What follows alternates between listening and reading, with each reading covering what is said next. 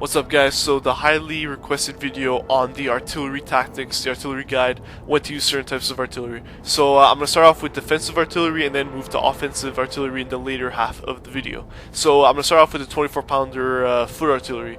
Now, you can use, I'll just start by saying you can use all the artillery here in either offensive or defensive sort of strategies. But I'd rather use the 24-pounders in a defensive strategy since they are very slow when you want to unlimber them, and they pack a really good punch when being fired. So I just want to make sure that I get their firepower right from the start of the battle. I'm not going to get them now because I'm a bit further back. I am taking fire from their long-range artillery like mortars and rockets.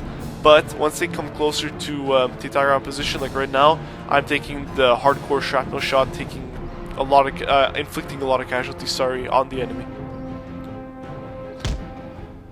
So I have one crew here, and one crew on my left short flank, and one crew all the way back there on the high ground into the woods to lob sort of shrapnel shot at the enemy. You can see how I position my lines just in a nice line with my artillery on my short flanks, infantry guarding my further flanks, cavalry just in case they do charge for my infantry on those flanks. You can see how they're losing a lot of men just marching up the hill.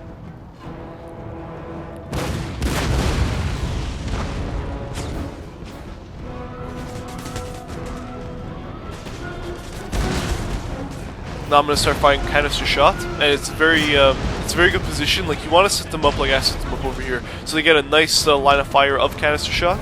And yeah, once the enemy comes close to you, your infantry holds them off with their fire, and your artillery fires volleys of canister shot at their infantry and cavalry and whatever is coming for you. Sorry for the lag in some parts of this video, because I think Movie Maker was like screwing up on me while I was doing it, but it's not that bad. Just a couple areas of the video.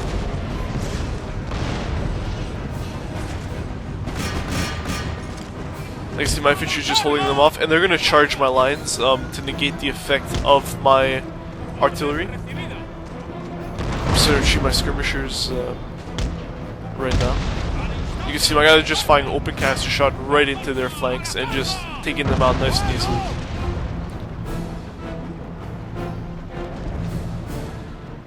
So now we're moving on to the second type of defensive artillery, the horse artillery. Now you can use both of these in a defensive kind of strategy or offensive. Now here's a defensive type. So what I'm going to do, take my horse artillery, sprint them on the hill right here, and a nice line of fire on the whole battlefield. So I don't have to worry about my flanks or like cavalry charge or anything like that. So again, horse artillery sprints, so that's why you can get them in a position very quickly. You can see I'm going to get them around top of the hill. Nice easy line of fire on the whole battlefild. Now it's very important to horse artillery to support them with cavalry, or basically some infantry at least, in case the enemy does attempt a cavalry charge on them. They pretty much are defenseless, so you need to always keep at least one cavalry squad right near them in case they do try to take them out quickly. I'm just to set up like you saw in the previous clip. I'm gonna put my infantry on the lower ground and just keep my artillery massed in one area and just bomb the crap out of one area of their lines for however long I need to do so.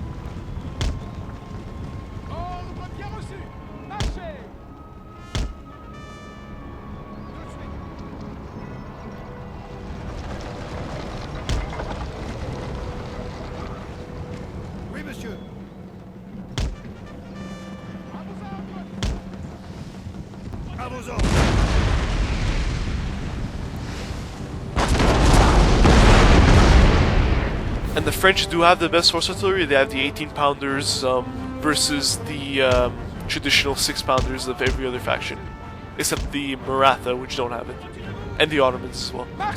So you can see they just maneuvered. They came all the way around me, and I'm still on the high ground, so I'm not budging at all. So yeah, you can see my artillery is just basically raping their heavy cavalry. Now my infantry is going to hold their infantry from advancing too high on the hill, and my cavalry is just going to secure my flank. Now I'm going to set up a nice boulet de canon with my grenadiers. And you can see I routed like pretty much a third of the Russian army already. So no problems whatsoever.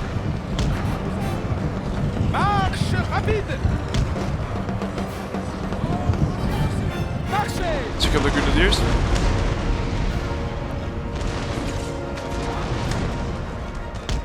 And they're gonna start firing grenades, volleys, whatever they need to. And the enemy set up squares. I don't know why, it's just an AI mistake, I guess. And yeah, that leaves their lines wide open to my infantry and an easy sort of way for me to win. Like you see, they basically have no men left. They lost them all in the first couple volleys of my artillery's shrapnel shot. And they're still shooting right now. Okay, so using horse artillery in an offensive type of gameplay. So this is really the only way that I use artillery, is using two crews of 6-pounder horse artillery in an offensive style of gameplay. So I have one crew on my left flank, one crew on my right. I'm going to set this crew on top of the ridge right there. My crew on the left on top of the hill that you see on the flank. My infantry, I'm going to put them right in the middle and hold them off. Now the reason I like doing this is not because I get a lot of, I inflict a lot of casualties, but because I funnel the enemy where I want them to be. So you can see my infantry, I'm going to set, I don't have that many infantry, I have 3 squads of line, 2 squads of grenadiers in the middle, and they are going to hold off. I'll show you how I'll do that. I'm going to set them up in the middle to hold, you see right here, to hold off their infantry from advancing down my middle. Now, this leaves my lines open to flank, and that's where the horse artillery comes in. I'm going to focus their fire on both of my flanks, or both of their flanks, sorry, to funnel them down right into the middle, right where I want to get them to hold them off.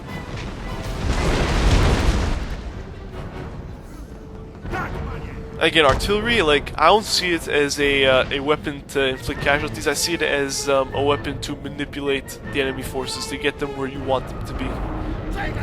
So you can see my flank is wide open now to a charge on either side, but I'm just going to send my cavalry into that squad on the left.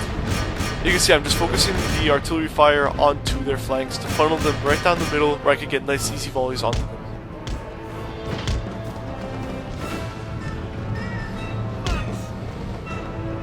And even a player that's not the AI will see this and will move his infantry either in 2 ways. First, he'll either move them all the way onto the flank where he's vulnerable to cavalry charge. So that's an easy mistake that I see a lot when I play in the online battles. And another thing that he would do was put all his troops right in the middle and just charge like you see right here.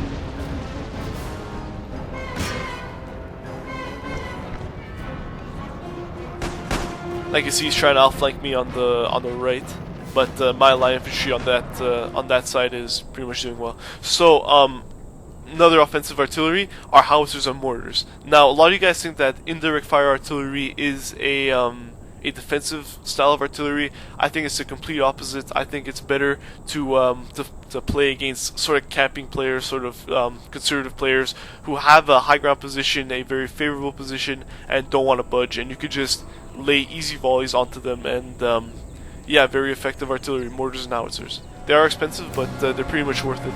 So you can see the French army is camping out on the high ground.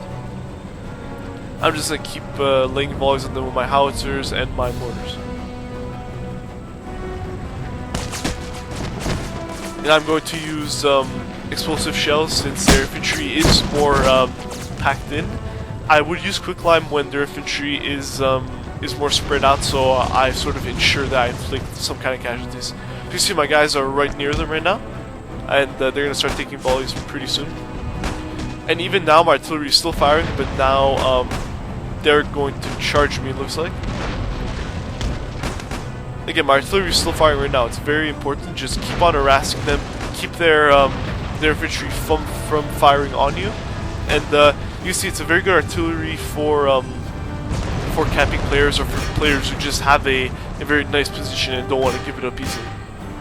So I'm going to stop the howitzers firing and the mortars as well, since they are in pretty close range. So guys, I thank you for watching the video. If you have any questions, feel free to post a comment, send me a message, whatever you guys want. I hope I taught you a lot on the different types of artillery, and yeah, so I'll see you guys soon, and thanks to all my subscribers.